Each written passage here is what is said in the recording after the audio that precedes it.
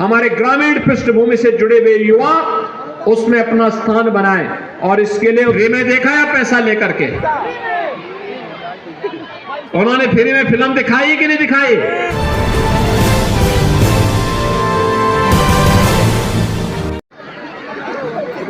बहुत सुंदर प्रदर्शन करते हुए कॉलेज के छात्रों ने बहुत अच्छा। भारत माता की जंगल कौड़िया है, दोनों हाथ उठा करके बोलेंगे भारत माता की, भारत माता की, भारत माता की, वंदे वंदे वंदे, जय जय सीताराम। लोकप्रिय सांसद श्री रविकिशन शुक्ला जी, महापौर डॉक्टर मंगलेश कुमार श्रीवास्तव जी,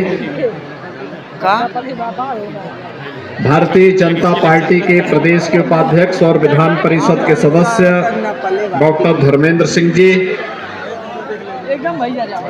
माननीय विधायकगण श्री फतेह बहादुर सिंह जी, महेंद्रपाल सिंह जी, विपिन सिंह जी, प्रदीप शुक्ला जी, भारतीय जनता पार्टी के क्षेत्रीय अध्यक्ष श्री सहजानंद राय जी, जिला के अध्यक्ष युधिष्ठिर सिंह जी, महानगर अध्यक्ष राजेश गुप्ता जी, ब्लॉक प्रमुख ब्रजेश यादव जी, मत्स्य विकास निगम के अध्यक्ष श्री रमाकांत निषाद जी, पूर्वांचल विकास बोर्ड के सदस्य श्री विजय शंकर यादव जी, खेल निदेशक doctor RP Singh ji, block प्रमुख कैंपियरगंज अश्विनी जायसवाल जी, ब्लॉक प्रमुख भरोइया श्री संजय सिंह जी, पीपीगंज टाउन एरिया के अध्यक्ष लक्ष्मण विश्वकर्मा जी, गोपाल सिंह जी, पूर्व प्रमुख गोरख सिंह जी, चंद्र प्रकाश द्विवेदी जी और कालीबाड़ी के महंत श्री रविंद्र दास जी, सांसद खेलकूद प्रतिस्पर्धा में उपस्थित सभी प्रतिभागीगण, जंगल कौड़िया के सभी उपस्थित यहाँ के कार्यकर्ता और उपस्थित बहनों और भाइयों, सांसद खेलकूद प्रतियोगिता के लिए माननीय सांसद रविकिशन जी को और उनकी पूरी टीम के साथ साथ सभी विधायकों को हृदय से बधाई देता हूं। जिन प्रतिभागियों ने इसमें भाग लिया है उनका अभिनंदन करते हुए, जिन युवाओं ने इस प्रतिस्पर्धा में प्रमाण पत्र प्राप्त किया है उन सब के साथ साथ सभी खिलाड़ियों के प्रति अपनी उज्जवल मंगलमय भविष्य की कामना करता हूं। संयोग से आज जब सांसद खेलकूद प्रतिस्पर्धा का यहां समापन हो रहा है, आज 12 जनवरी है, राष्ट्रीय युवा दिवस, स्वामी विवेकानंद का पावन जयंती का वह दिन। पूरे देश के अंदर भारत के गौरव को वैश्विक मंच पर पहुंचाने वाले स्वामी विवेकानंद का यह पावन जयंती खेलकूद प्रतिस्पर्धा में हमारे युवाओं को एक नई प्रेरणा प्रदान कर रहा है। आप याद करिए, आज से 7 साल पहले, 10 साल पहले ग्रामीण क्षेत्र में इस प्रकार का खेल इंफ्रास्ट्रक्चर की कोई कल्पना भी नहीं कर सकता था। आज जंगल कौड़िया में पूज्य महाराज जी के नाम पर इतना अच्छा कॉलेज भी है, इतना अच्छा स्टेडियम भी है, अखाड़ा भी है और साथ साथ खेलकूद से जुड़ी हुई सभी विधाओं के लिए एक मंच भी है। कॉलेज से जुड़े होने के साथ ही ग्रामीण क्षेत्र के हमारे खिलाड़ियों के लिए यह एक मंच भी उपलब्ध करा रहा है। तो कलाकारों के लिए यहां ऑडिटोरियम भी बना हुआ है। यानी एक साथ कई प्रकार के कार्यक्रम हो सकते हैं, सांस्कृतिक कार्यक्रम भी हो सकते हैं और सांस्कृतिक कार्यक्रम के साथ साथ खेलकूद की प्रतियोगिताओं का भी सफलतम आयोजन यहां पे आयोजित हो सकते हैं। ये जो कुछ भी आज हो पा रहा है, ये प्रधानमंत्री मोदी जी की प्रेरणा से संभव हो पाया है। उन्होंने खेलो इंडिया खेलों के माध्यम से जो कार्यक्रम प्रारंभ किया, आज वही कार्यक्रम देश के अंदर फिट इंडिया मूवमेंट के माध्यम से, सांसद खेलकूद प्रतियोगिता के माध्यम से, अन्य तमाम प्रकार की प्रतिस्पर्धाओं के माध्यम से आगे बढ़ते बढ़ते आज वह स्थिति में पहुंचा है कि हर गांव में भी एक नई प्रतिस्पर्धा हो रही है।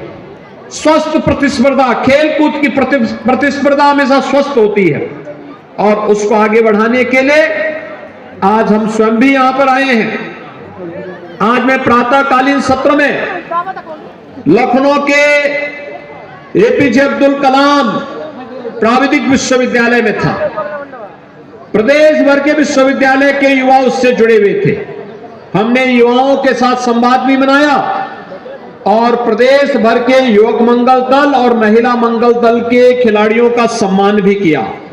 आप सोचिए, 80,000 युवक मंगल दल और महिला मंगल दल को प्रदेश में अब तक स्पोर्ट्स किट उपलब्ध करवाए गए हैं। सरकार की मंशा है गांव में, हर गांव में स्कूल के साथ खेल का मैदान भी हो, ओपन जिम का निर्माण भी हो, हर गांव में ग्राम पंचायत भवन का निर्माण भी हो, हर गांव के पास हर पंचायत भवन में ऑप्टिकल फाइबर के साथ हम जोड़ करके गांव की सभी प्रकार की सुविधा का लाभ गांव के नौजवानों को गांव के अंदर ही उपलब्ध करवाने का कार्य करें। आज यह सफलतापूर्वक प्रदेश के अंदर हम आगे बढ़ रहे हैं। कोई कल्पना भी नहीं कर सकता था इससे पहले कि गोरखपुर में इतना अच्छा इंफ्रास्ट्रक्चर होगा। आज गोरखपुर में फर्टिलाइजर बंद कारखाना फिर से चल गया है। एम्स, गोरखपुर में एक अंतर्राष्ट्रीय स्वास्थ्य का केंद्र भी खुल गया है। गोरखपुर को जंगल कौड़िया कैंपियरगंज से जोड़ते हुए नेपाल से जोड़ने वाला मार्ग आज 4 लेन और 6 लेन का बन रहा है। और साथ ही साथ जहां जिस प्रकार की आवश्यकता थी, कई इंटर कॉलेज बन रहे हैं, कई ITI बन रहे हैं, कई पॉलिटेक्निक बन रहा है, कई औद्योगिक केंद्र बन रहे हैं। हर प्रकार की खेल जनता की और युवाओं की आवश्यकता के अनुरूप जहां गतिविधियों को आगे बढ़ाने का कार्य हो रहा है, वहीं साथ साथ शरीर को फिटनेस के लिए, शारीरिक स्वास्थ्य के लिए शारीरिक फिटनेस आवश्यक है और शारीरिक फिटनेस के माध्यम से जो व्यक्ति शारीरिक रूप से फिट होगा वो मानसिक रूप से भी फिट होगा। हमें केवल विद्यार्जन ही नहीं करना है, खेलकूद की गतिविधियों में भी भाग लेना है, सांस्कृतिक कार्यक्रमों में भाग लेना है। सर्वांगीण विकास का रास्ता वहीं से प्रारंभ होता है और आज सरकार की यही मंशा है कि राष्ट्रीय स्तर की हो, अंतर्राष्ट्रीय स्तर की हो, जिस भी प्रकार की प्रतियोगिताएं हो, हमारे ग्रामीण पृष्ठभूमि से जुड़े हुए युवा उसमें अपना स्थान बनाएं। और इसके लिए उत्तर प्रदेश देश का पहला राज्य है जिसने अपनी खेल नीति के तहत प्रदेश के युवाओं को, जिन्होंने ओलंपिक में, एशियाड में, कॉमनवेल्थ गेम्स में, विश्व चैंपियनशिप की किसी भी प्रतियोगिता में या नेशनल गेम्स में कोई मेडल जीता है, उसे हम सरकारी नौकरी देंगे। उसके लिए अलग से प्रावधान कर दिया गया है। आपने अभी देखा होगा एशियन गेम्स में एक बालिका पारुल चौधरी ने गोल्ड मेडल जीता। पहले चीन की खिलाड़ी उससे आगे चल रही थी, लेकिन अंतिम कुछ ही सेकंड में उसने इतनी स्पीड अपनी बढ़ाई कि चीन को पछाड़ते हुए भारत के लिए गोल्ड मेडल जीतने का काम उस बालिका ने किया। और जब उससे पूछा गया कि गोल्ड मेडल कैसे जीत लिया, उसने कहा, साहब मुझे उत्तर प्रदेश सरकार के इस घोषणा पे विश्वास था कि अगर पुलिस में डिप्टी एसपी का पद प्राप्त करना है तो गोल्ड मेडल होना आवश्यक है और इसके लिए डिप्टी एसपी का पद मुझे सीधे मिल सके, इसके लिए मैंने चीन को पछाड़ दिया। यानी अगर सरकार की कोई कार्यक्रम है, कोई नीति है और हमारा युवा उससे प्रभावित होकर के आगे बढ़ता है, ये एक उपलब्धि होती है। और सरकार ने इन्हीं युवाओं के लिए इस प्रकार की व्यवस्थाएं की है। ढेर सारे अवसर दिए जा रहे हैं। ओलंपिक में गोल्ड मेडल जीतने वाले के लिए सरकार ने 6 करोड़ रुपए की एकल गेम में उसके लिए व्यवस्था की है। ऐसे ही सिल्वर मेडल में भी, कांस्य मेडल में भी उन सब के लिए प्रावधान किया है। नौकरियों की व्यवस्था भी की है। खेल इंफ्रास्ट्रक्चर को बढ़ाने के लिए हर जनपद में स्टेडियम, ब्लॉक स्तर पर मिनी स्टेडियम के निर्माण की कार्रवाई को तेजी के साथ आगे बढ़ाया जा रहा है। और इन सभी कार्यक्रमों को आगे बढ़ाने के साथ ओपन जिम का निर्माण भी है, खेल के मैदान का भी है, स्पोर्ट्स किट उपलब्ध करवाने का कार्यक्रम भी तेजी के साथ आगे बढ़ रहा है। इन सब का एक ही उद्देश्य है, हमारा युवा अपने को न केवल अपने परंपरागत पाठ्यक्रम में, बल्कि परंपरागत पाठ्यक्रम के साथ साथ वह खेल कूद की गतिविधियों के साथ साथ लोक विधा, लोक सांस्कृतिक परंपराओं में भी आगे बढ़ सके।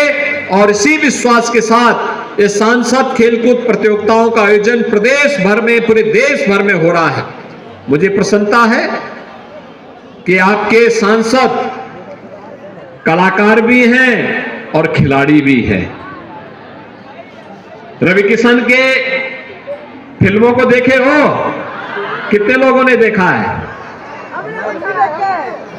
फ्री में देखा या पैसा लेकर के? उन्होंने फ्री में फिल्म दिखाई कि नहीं दिखाई? दिखाई है ना। और देखिए खेलकूद की प्रतियोगिताओं को भी आयोजित कर रहे हैं ना। और इससे पहले सांसद सांस्कृतिक प्रतिस्पर्धा का कार्यक्रम भी आयोजित किया था। मैंने सुना था कि यहीं पे हुआ था कार्यक्रम।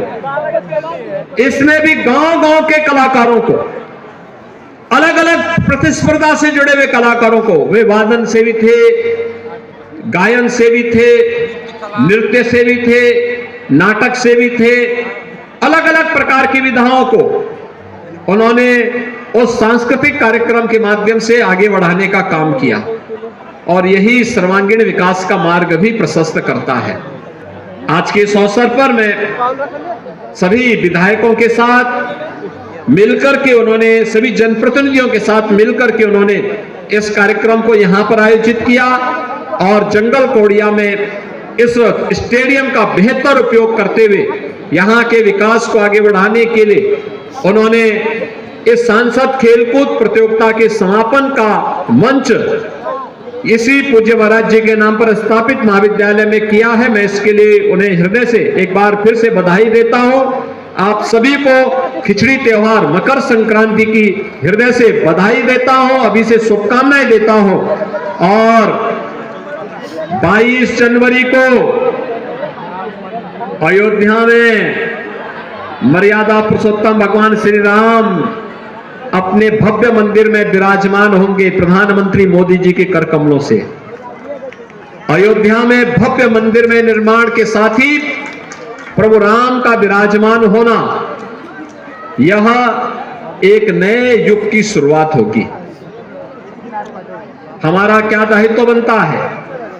हमारा दायित्व बनता है कि 14 जनवरी से हर गांव में, हर कस्बे में स्वच्छता के बृहद अभियान का हिस्सा बने। 15 जनवरी को मकर संक्रांति के अवसर पर खिचड़ी वितरण करवाएं। हर व्यक्ति को, गरीब को, हर उस व्यक्ति को, जरूरतमंद को खिलाने का प्रयास करें। और साथ साथ उसके बाद 16 जनवरी से हर देव मंदिर में अखंड रामायण का पाठ या राम नाम संकीर्तन का कार्यक्रम हो। यह कार्यक्रम लगातार चले।